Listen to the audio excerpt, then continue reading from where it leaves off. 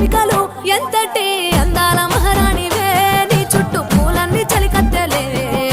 నిన్ను చూడాలని ముందుగా వచ్చిందే పువ్వు